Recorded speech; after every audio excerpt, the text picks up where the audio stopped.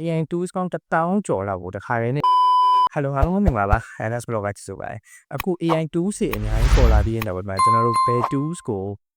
သုံးရမလဲဘယ် tools ကဘယ်မှာကောင်းလဲဒါတွေဘယ်မှာသွားရှာမလဲဆိုတာအခက်တွေ့ရပေါ့နော်ဆိုတော့ကျွန်တော်ဒီနေ့မှာပြပြပေးမှာပါ AI tools ကောင်း1000ကျော်လောက်ကိုတခါတည်းနဲ့ရှာတွေ့တဲ့ platform တစ်ခုအကြောင်းကျွန်တော်မိတ်ဆက်ပေးမယ်ဆိုတော့ကျွန်တော်လုပ်ကြည့်ရအောင် browser တစ်ခုခုတွေကနေသွားပြီးတော့ဒီ password.ai.com ဆိုတဲ့ website တွေကိုသွားလိုက်ပေါ့နော်ကျွန်တော်ဝင်လိုက်တာနဲ့ဒီလိုမျိုးတွေ့ရမယ်ပေါ့နော်သူထဲမှာဆိုရင် tools ပေါင်း13000ကျော်လောက်ရှိတယ်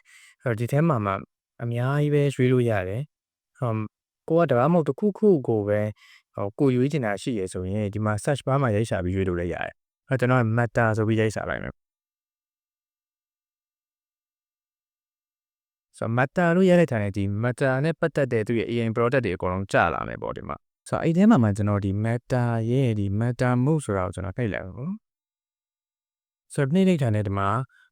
ပေါ်လာမယ်ဒီ tools ရဲ့အကြောင်းလေးငယ်ပေါ်လာမယ်ပေါ်လာပြီးဒီမှာကျွန်တော် basic website ဆိုတာကိုနှိပ်လိုက်တာနဲ့တခါတည်း website ထဲမှာရောက်သွားမယ်ပေါ့နော်သူနဲ့သက်ဆိုင်ရာ website ထဲကိုရောက်သွားပြီးအသုံးပြုလို့ရမှာဖြစ်တယ်ဆိုတော့ဒီ tools ကတော့ဒီလောက်ပဲရိုးရှင်းရှင်းပဲ tools တွေအကုန်လုံးကိုစုပေးထားတဲ့ဒီ search engine လိုမျိုးပုံစံတစ်ခုဖြစ်တယ်ပေါ့နော်ဆိုတော့အားလုံးစတော့ကြည့်ပါစောင့်နေကြည့်ပြီးလို့ကျေးဇူးတင်ပါတယ်နောက်ဗီဒီယိုမှာပြန်တွေ့ပါမယ်